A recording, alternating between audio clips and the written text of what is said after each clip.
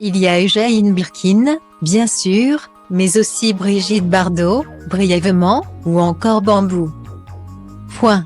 Le défunt chanteur classe égale à HRL Serge Gainsbourg a été un homme à femme pas toujours fidèle. Les dernières années de sa vie, il a notamment fréquenté une jeune fille prénommée Marie.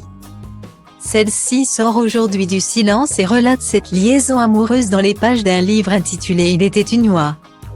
Longuement interrogée par Nice Matin, Marie, qui ne donne pas son nom de famille car elle ne veut pas être trop exposée. Elle qui est prof de français, a relaté comment elle est passée de jeune fan à amante. Ayant quitté Bordeaux pour Paris, elle a pu très vite passer du temps dans les bras de Serge Gainsbourg, qu'elle avait contacté des années plus tôt par courrier. Elle passe alors avec lui quelques moments formidables comme lorsqu'il l'invite chez Castel ou joue du piano rien que pour elle.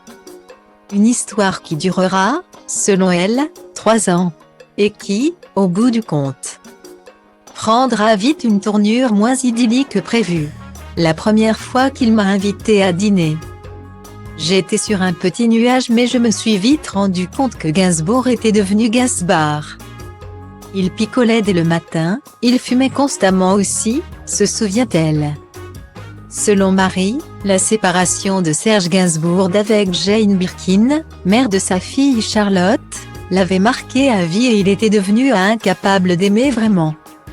Entre excès d'alcool, carrière déclinante le rendant triste et mauvais caractère. La jeune femme garde tout de même pour lui de l'admiration à cette période. De la compassion aussi. Et parfois de la pitié, car il pouvait être minable et ridicule, ajoute-t-elle sans filtre. Puis est finalement entré dans la vie de Marie un autre homme, Hippo, mettant de fait fin à la relation qu'elle entretenait avec le chanteur. Marie se souvient d'une passion destructrice avec Serge Gainsbourg et si, pendant des années, elle a gardé cette romance pour elle, c'est en faisant travailler ses élèves sur une des chansons du chanteur qu'elle a eu l'envie d'en parler publiquement. Si elle ne le côtoyait plus quand il est décédé en 1991, elle assure pourtant qu'il est mort malheureux.